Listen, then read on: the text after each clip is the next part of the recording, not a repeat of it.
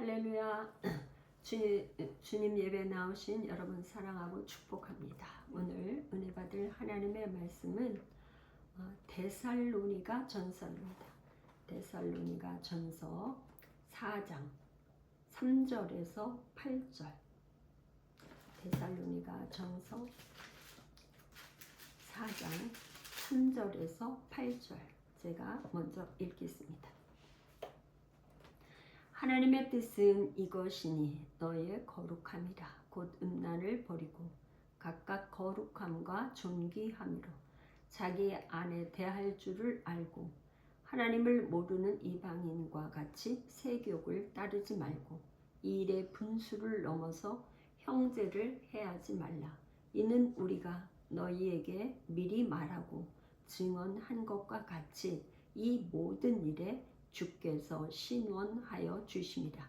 하나님이 우리를 부르심은 부정하게 하심이 아니요 거룩하게 하심이니 그러므로 저버리는 자는 사람을 저버림이 아니요 너희에게 그의 성령을 주신 하나님을 저버림이니라. 아멘. 제가 먼저 기도하고 하나님 말씀 나누겠습니다. 고마우신 하나님 아버지 감사를 드립니다. 복된 날 우리에게 허락하여 주시고 오늘 데살로니가 말씀을 통해서 데살로니아 교회에게 주신 말씀이 오늘 우리에게 주신 말씀으로 잘 받아서 이 마지막 때 사는 저희들이 어떻게 살아야 될지 깨닫는 복된 시간 되도록 하나님의 성령님 우리에게 기름을 부어 주옵소서. 전하는 자나 듣는 자가 함께 큰 은혜의 시간 되도록 축복하옵소서. 성령님 불로 임하시고 강하게 기름을 부어 주셔서 하나님 우리의 영과 귀와 아버지 영혼육을 우리에게 강건케 하여 주옵소서. 우리 주 예수 그리스도의 이름으로 간절히 기도하옵나이다. 아멘. 할렐루야. 지난 시간에 이어서 우리는 오늘은 데살로니가 전서입니다. 데살로니가 전서는 특별히 사도행전 17장을 읽고 그 17장을 참조해서 이 보면은 데살로니가 전서를 데살로니가 이 편지를 데살로니가 교회에 쓴 편지가 왜 이렇게 쓰였는지를 잘 이해할 수 있습니다.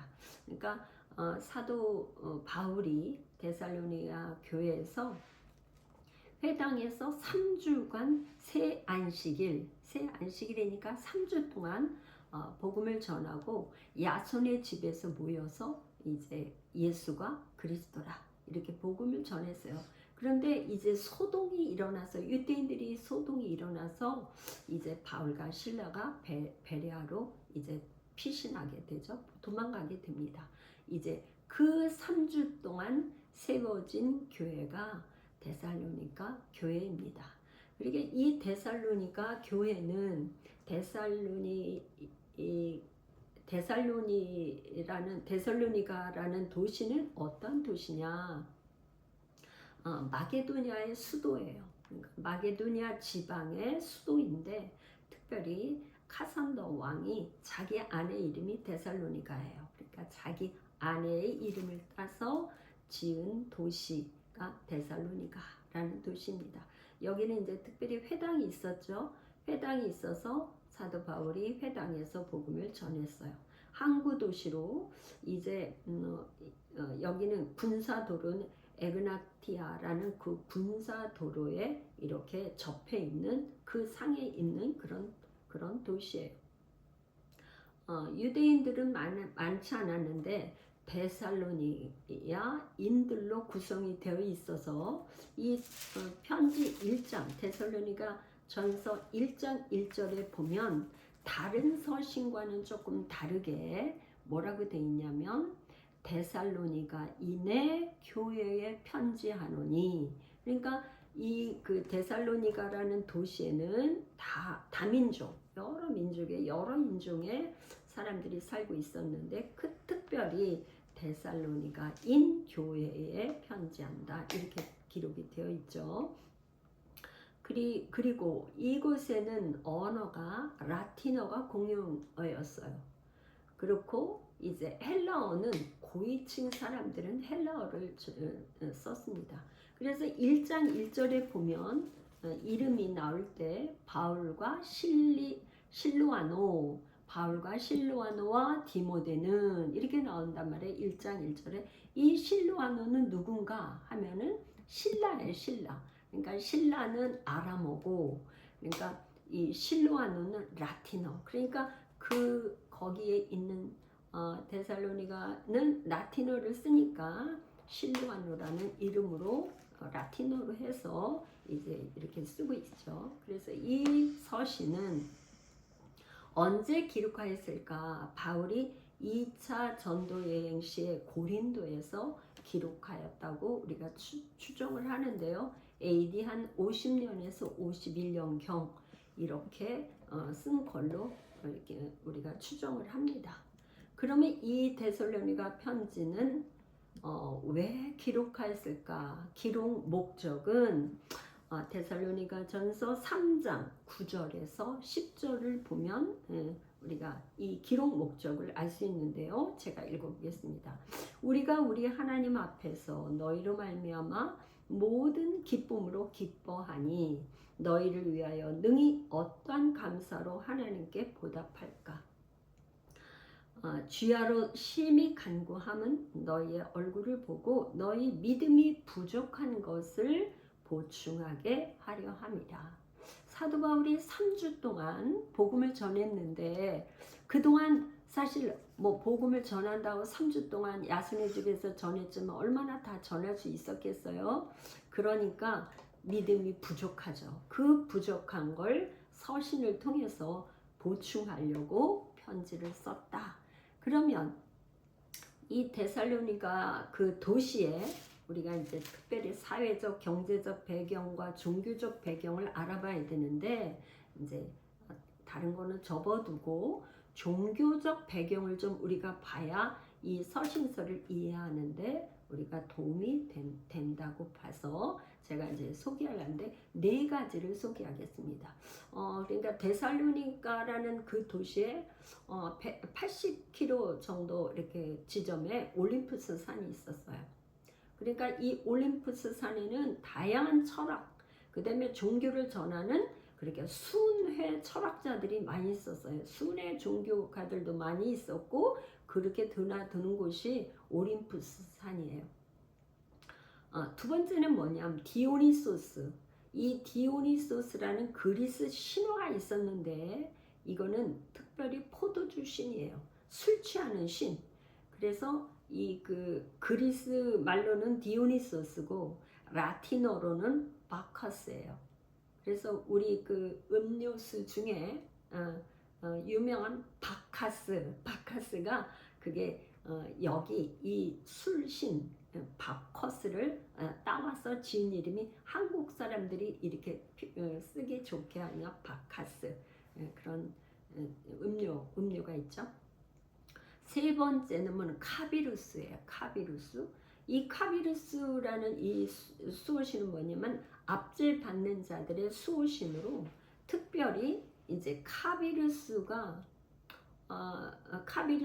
무참히 살해됐는데 그 카비루스라는 신이 부활해서 데살로니가 있는 사람들을 구원하러 온다 하는 그런 신화가 있어요.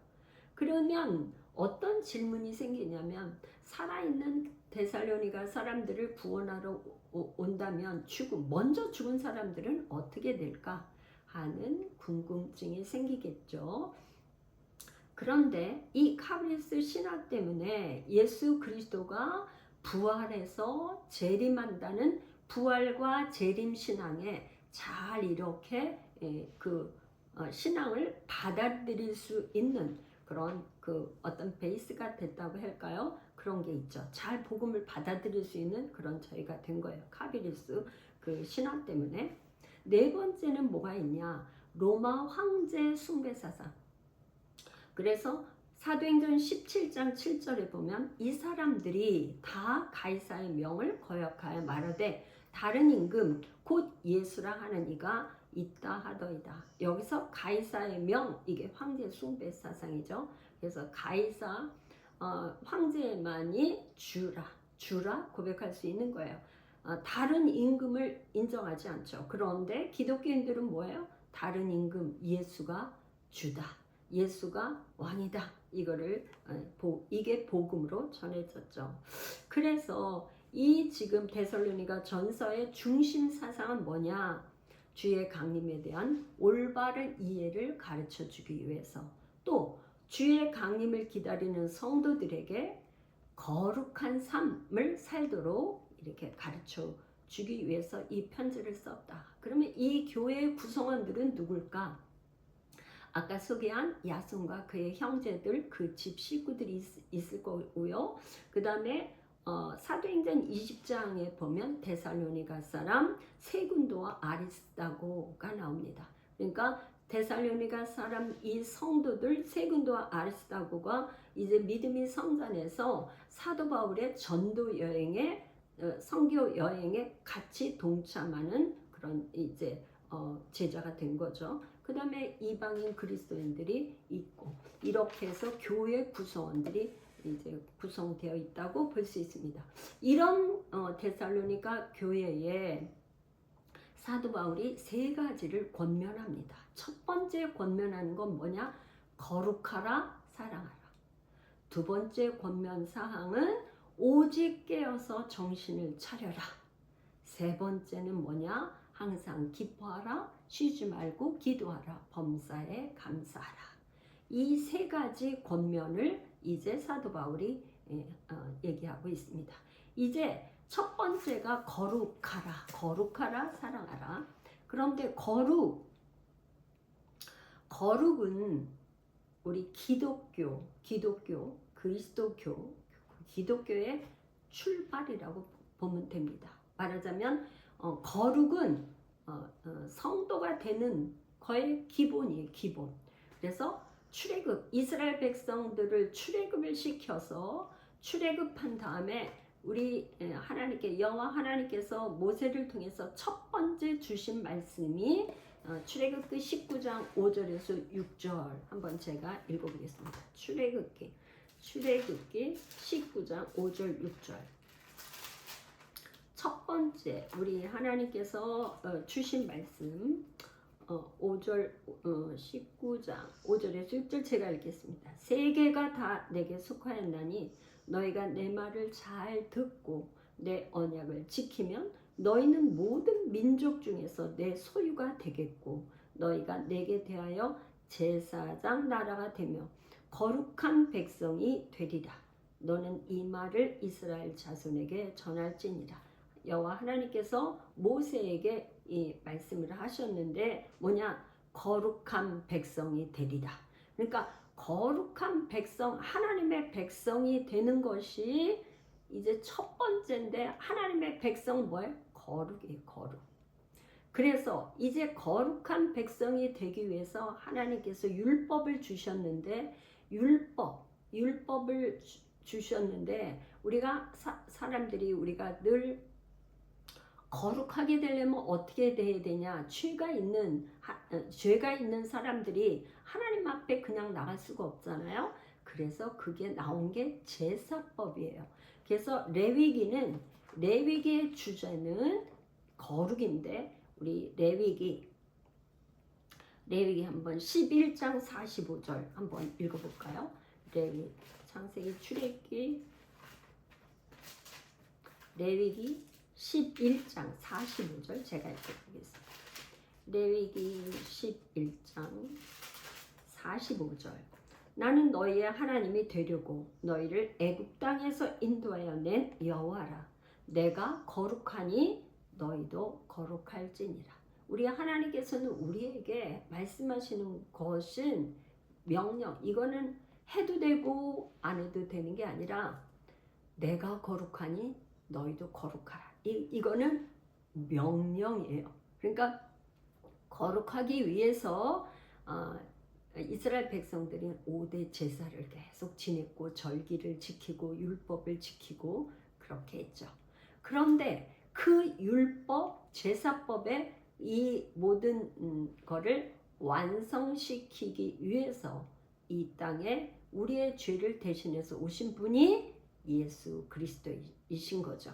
그러니까 예수를 믿는다는 것은 뭐냐? 먼저 세상과 구별된 거룩한 백성, 거룩을 지켜야 되는, 거룩해야 되는 거야. 그래서 이제 데살로니가에서 2장 10절, 3장 13절, 4장 3절, 4장 4절, 4장 7절, 5장 23절, 이 거룩이라는 단어가 6번이 반복해서 나와요. 특별히 4장 3절을 제가 다시 읽어보겠습니다. 하나님의 뜻은 이것이니 너의 거룩함이라. 곧 음란을 버리고. 왜 여기서 지금 거룩을 이렇게, 하나님의 뜻은 너의 거룩함인데 음란을 버리라고 했을까요? 특별히 아까 카비루스 신화에서는 뭐냐? 압제받는 그 자들의 수호신인 이 카비루스가 이제 이 신화에는 특별히 음행을 신성시했어요. 그게 제의였어요. 그러니까 이방 종교에서는 뭐냐? 환난을 받으면 우리가 어떻게 하면 신을 기쁘시게 하면 이 환난을 면해줄까? 그런 생각을 가지고 있어서 이 신을 기쁘게 한다는 것에 하나의 그걸로 음행이 제의에 속해 있어요. 그러니까 뭐 음행이 제의니까 말할 것이 얼마나 음란했겠어요. 그런데 우리 기독교에서 말하는 예수 그리스도를 믿는다는 것은 그런 음란을 다 버리고 거룩한 예수 그리스도를 믿는 것으로 우리가 거룩해지는 거죠. 그래서 그 거룩함은 어떻게 우리가 거룩하게 생활해서 어떻게 거룩해야 되냐? 4절, 각각 거룩함과 존귀함으로 자기 아내를 대할 줄을 알고. 아내를 대하는데 거룩함과 아내를 존귀함으로 대하라는 거예요. 그래서 7절에 하나님이 우리를 부르심은 부정하게 하심이 아니요 거룩하게 하시니. 하나님이 우리를 부르는 것 자체가 거룩이에요. 세상과 구별돼서 누구누가 하나님께서 창세전에 우리를 택해서 하나님의 거룩한 백성으로 부르신 자체가 거룩이에요.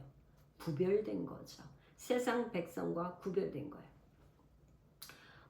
모든 종교, 기독교 이외의 모든 종교는 끝이 음란이에요. 왜? 그 배후에 조종하는 것이 원수 마귀가 음란하기 때문에, 마귀 자체가 하나님을 대적하고 자기가 하나님이 되고자 해서 하나님을 배신하고 자기가 왕이 되려고 했기 때문에 그 자체가 음란한 것이거든요. 영적으로 음란한 거는 육적으로 음란하게 되는 거죠.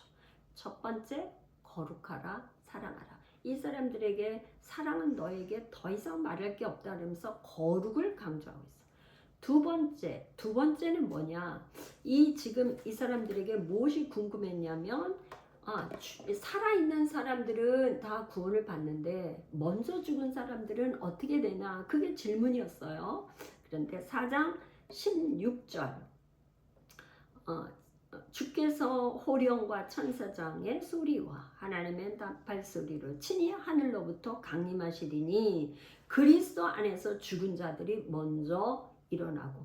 그러니까 예수님이 재림하실 때는 우리보다 먼저 죽은 자들이, 그리스도 안에서 먼저 죽은 자들이 먼저 일어나는 거예요. 깨어나는 거예요. 17절 그 후에 우리 살아남은 자들도 그들과 함께 구름 속으로 끌려올려 공중에서 주를 영접하게 하시리니 그리하여 우리가 항상 주와 함께 있으리라. 그리고 죽은 자들이 먼저 일어나고 살아있는 자는 공중으로 들림받아서 예수님을 영접해서 항상 주와 함께 있는 천년 왕국에 들어가게 되는 것이죠. 그러므로 4장 6절에 보면, 그러므로 우리는 다른 이들과 같이 자지 말고 오직 깨어 정신을 차릴지라. 여기 깨어라는 말이 뭐냐면 헬라어로는 네포라는 말인데, 이게 뭐냐면 술 취하지 않는다는 뜻이에요. 깨어. 그러니까 술 취하지 않는 것은 깨어 있는 건데 오직 깨어 정신을 차릴지라.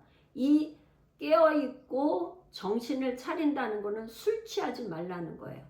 여기 왜 이렇게 사도 바울이 이렇게 술 취하지 말라고 강조했을까요?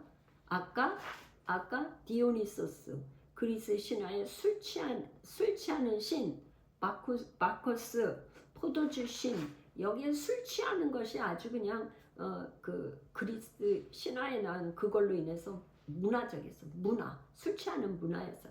그러니까 술 취하지 말고 깨어서 정신을 차리라고 얘기하는 거죠. 그래 8절 우리는 낮에 속하였으니 4장 8절이에요.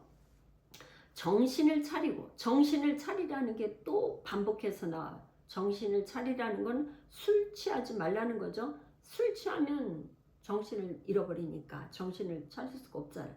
정신을 차리고 믿음과 사랑의 호심경 흉배를 붙이고 구원의 소망의 투구를 쓰자.